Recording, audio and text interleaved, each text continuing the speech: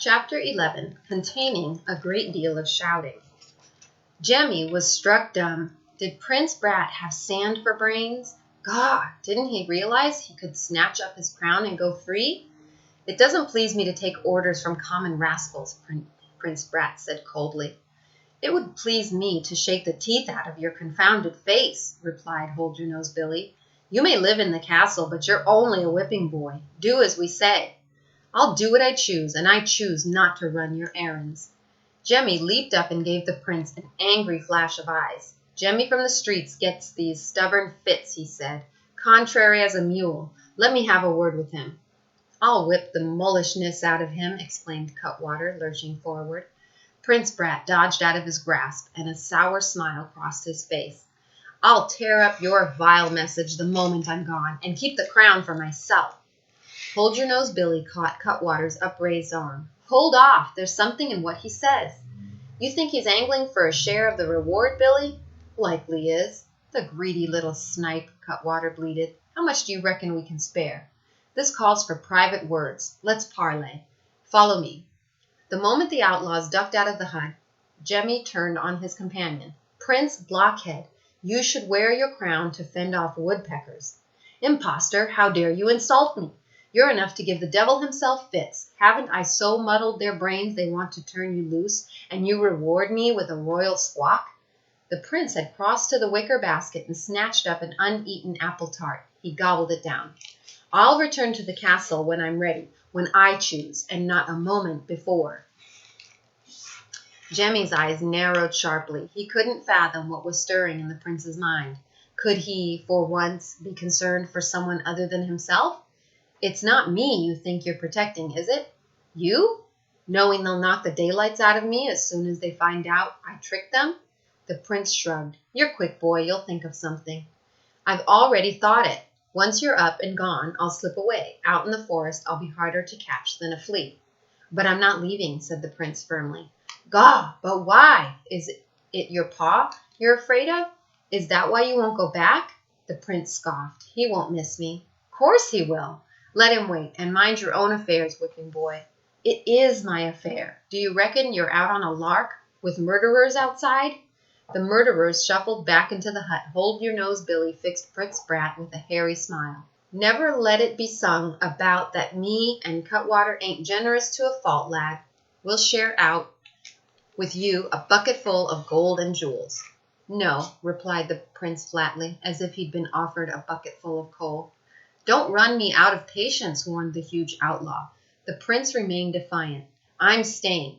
Hold-Your-Nose Billy ripped off his leather belt. I'll lash a bit of sense into your head. Jemmy saw that Prince Brat wasn't going to shift his ground. You don't need my whipping boy to get into the castle. There's a better way. Do say, exclaimed Cutwater doubtfully. My horse, remarked Jemmy. There's your messenger, sirs. Hold-Your-Nose Billy gave a snort. Faugh! That fine beast? We've been afoot since our skin-poor horse turned heels up. We need a mount in our line of work. Nitwits, exclaimed Jemmy, as if his own princely patience were at an end. With rings on your fingers and gold in your pockets, you can take to the roads like gentlemen. You'll be traveling about in fine coaches, but first you've got to lay hands on the treasure. Cutwater made a sound through his nose like a pitch-pipe. With that horse outside? One of the king's own. A horse can always find his way home, can't it? The fine beast will make for the castle stables, note and crown. No questions asked. Chapter 12, wherein Jemmy is betrayed. With a gleeful chuckle, Hold-Your-Nose Billy dropped the ransom note and the golden crown into a dirty linen sack. When he'd knotted the sack to the saddle, he turned to Cutwater. Soon as I'm within a squint of the castle, I'll turn the beast loose. Guard our prisoners. I'll tie him up, Cutwater wheezed, giving his heavy partner a foot up into the royal saddle. From the doorway, Jemmy watched Hold-Your-Nose Billy vanish into the tangled maze of tree limbs and brambles. Then he glanced about at the bare furnishings, the hanging ropes of garlic bulbs, the bed straw, the chest of stolen goods. He'd need some trickery to escape. The prince fixed him with a smirk. You're clever, all right, but a common dunce all the same. God!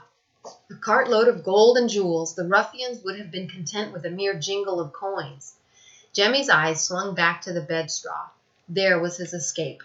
"A cartload of moonshine," he said. "It'll never be forked over." "I'm the prince, Papa. We'll have to pay it." Jemmy began burrowing like a barn mouse under the moldy straw. "Not a bit, he won't." "Papa will foam at the mouth." Jemmy was disappearing limb by limb under the straw. "Think again. It'll be clear as water. The note's a scrambly-witted fake." "Papa will keep me under lock and key after this." "It won't fool a soul, that note. How could you have written it? Everyone in the castle knows you can't do so much as write your own name." "I never needed to before." "It's me that's in the soup. I'll catch it for your mischief in running away, and I'll catch it again when the tutor claps eyes on the handwriting. He'll say, 'Jemmy, this is Jemmy trying to line his own pockets. Your Paul scragged me with his bare hands, so I'll be obliged if you'd help me nip out of here.'" "I promise you my protection," announced the prince with sudden generosity. "Jemmy protects himself," said the whipping boy. "When that plaguey Cutwater comes to tie us up, tell him I slipped out the door. As soon as he bounces off after me, I'll make a break for it." "You'd leave me alone with the cutthroats?" Before Jemmy could answer, he heard the sharp squeak of the door. He held his breath. "Lads, you won't mind if I truss you up like a Christmas goose?" There came a sudden pause, and Jemmy's heart began to thump. "Where's the prince?" Cutwater snapped. Jemmy heard Prince Brat answer without the slightest hesitation. "Him? Over there, under the straw."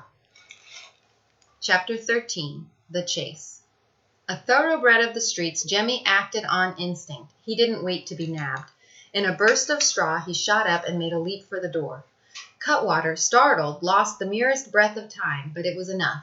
Jemmy flung open the door and ran. His long arms outstretched, Cutwater lurched after him, and Prince Brat followed. Jemmy vanished into the wild green tangle. He jumped a great fallen log, ducked under low-hanging branches, and, like a rabbit, made a sudden change in direction. He could hear Cutwater close behind, breathing like a bellows. "I'm on your tracks. Stop before I get aggra-vexed with you, Prince." Jemmy covered the ground at full tilt. Leaves crackled under his feet. "Gaw," he thought, "he might as well be leading a confounded parade for all the noise he was making." He reached a small clearing and half jumped out of his skin. Sniffling near the skeleton white water of an upturned hollow tree stood a wild beast.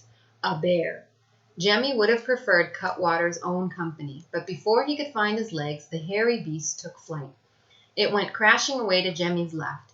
Jemmy got his breath back. Then, almost without thinking, he dove into the hollow of the dead tree and snuggled himself in. Moments later, he caught the merest glimpse of Cutwater cupping an ear. Turning on his heels, the rattle-boned man gave a shout. "Practically got you by the hind leg, pesky prince." Jemmy let out a small sigh of relief.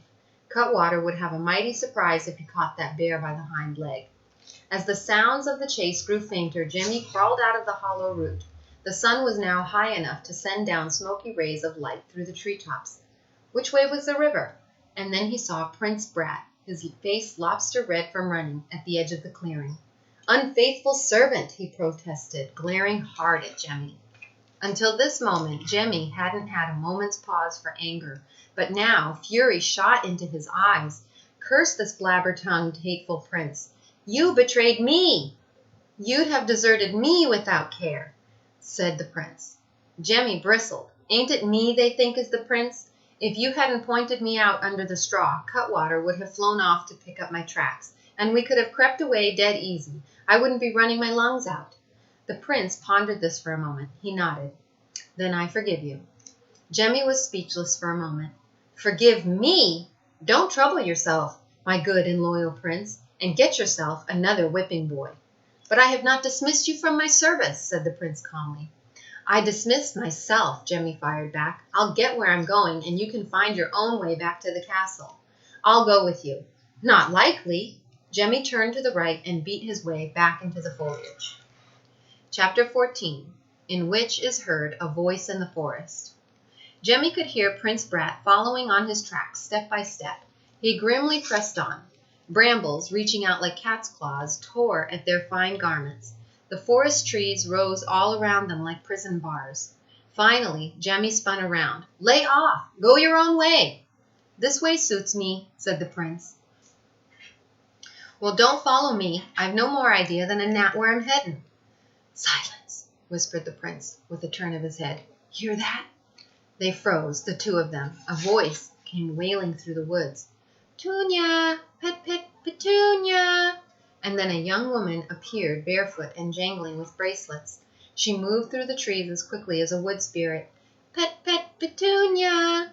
She carried a coiled rope in one hand and held outstretched in the other an amber chunk of comb honey. Come here, darlin'. Come to Betsy. Suddenly, as if sensing a presence in the tree, she headed toward Jemmy and the prince. Petunia, you there, naughty rascal? Smell the honey? Come feast yourself, pet. Jemmy didn't know what to make of this woman. Girl, really. For as she drew closer, he reckoned she couldn't be more than 14 or 15 years old. He stepped out into full view with the prince clinging to him like a shadow. Miss? She stopped short. My eyes! Who are you? Lost, said Jemmy. Would you know which way to the river? Course I do. Ain't we headin' for the fair? Me and Petunia. Have you seen him? Petunia? Got loose he did. My dancing bear. World famous. Scared me out of my skin, Jemmy replied and pointed. Back there. She turned on her heels and started off. Hey, Jemmy shouted. Where's the river? Where it's always been. Due south. Which way is south? Betsy paused to set her arm like a signpost. Straight on. You certain? Certain, I'm certain. Didn't Pa always say I had a head like a compass? Rest him in peace. And she was gone. Their clothes were ripped to tatters by late morning when Jemmy and the prince caught sight of the sparkling river, and almost at once they dove back into cover. Mounted on high-stepping horses, a pair of soldiers were advancing along the river road. They must be out searching for you, Jemmy whispered. If they catch me with you, I'm done for. Prince Brat didn't seem to be listening. His eyes were fixed on the passing soldiers. Look here, Jemmy muttered impatiently. I can't have you sticking to me like a barnacle. Ain't you had a snout full of running away? Go back with the soldiers. The prince shook his head. Let them pass. And then he added with the faintest of smiles. This is the first time no one has had fits because I got my clothes grimy. The ladies keep me clean and starched as a pillowcase. But you're a prince. Is my face dirty as yours? You don't belong knocking about outside the walls. Prince Brat gazed off into the distance. Did you have lots of friends when you lived on the streets? Heaps. Heaps, of course. And hardly a one of 'em wouldn't fight me over a bone. Go back. Your pa must be having double fits of worry. The prince answered with a flash of resentment. I might as well be stuffed and hung on the wall with like a stag's head for all he notices me. You remind him often enough with all your pranks. How long are you going to let him sweat and stew? I don't know, declared the prince. Maybe I'll never go back. This is the best time I ever had. God, Jemmy murmured. Chapter 15. Of the Hot Potato Man and Other Matters. The soldiers had passed by. Following the river, Jemmy ventured toward the city. Prince Brat strode along beside him. Soon as I can, I aim to give you the slip, Jemmy warned. You'll be on your own. The prince said nothing. The tide was low, and they traveled out of sight of the road. Below, a grassy embankment in the distance, against billowing white clouds, stood a jackstraw jumble of ships' masts. You can fend for your own self, can't you? Jemmy asked suddenly. Of course I can, answered the prince in a stinging voice. I don't need flocks of servants to fetch and carry for me. It's settled, then.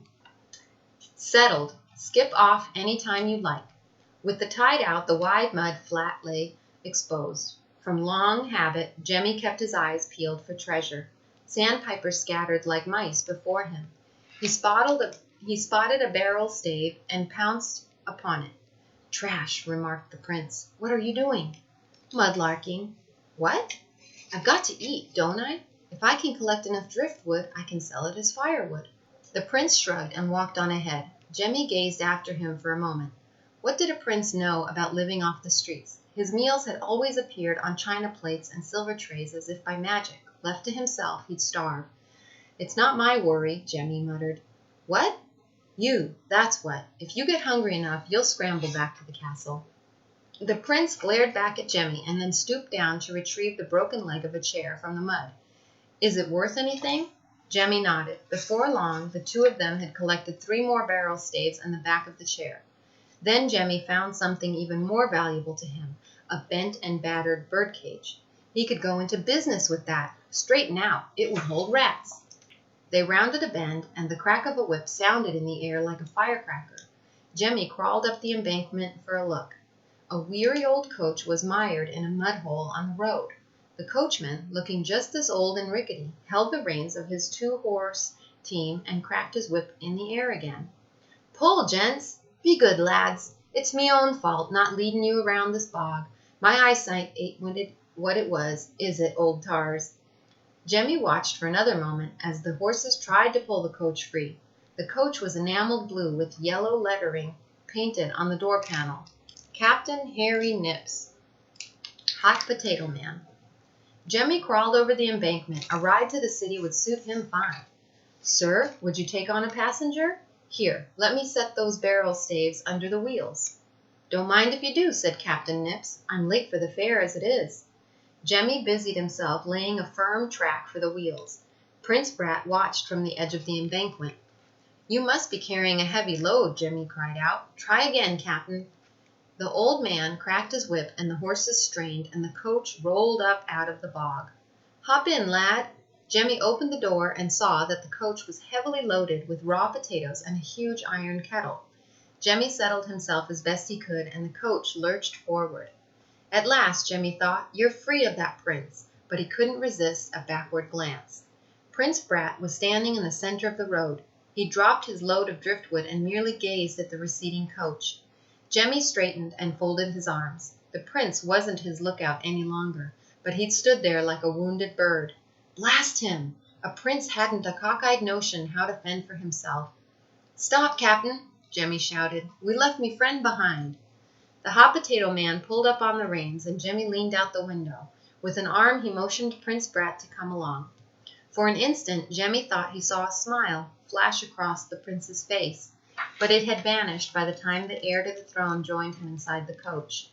They rode in silence. Jemmy wondered what had possessed him to refer to Prince Brat as his friend. Friend? Cows would give beer first. Then, minutes later, the coach rocked to a sudden halt. "Stand and deliver!" came a shout. A pair of highwaymen were training pistols on Captain Nips. Jemmy hardly had to peer out. The voice was familiar. It was Hold Your Nose, Billy, and Cutwater.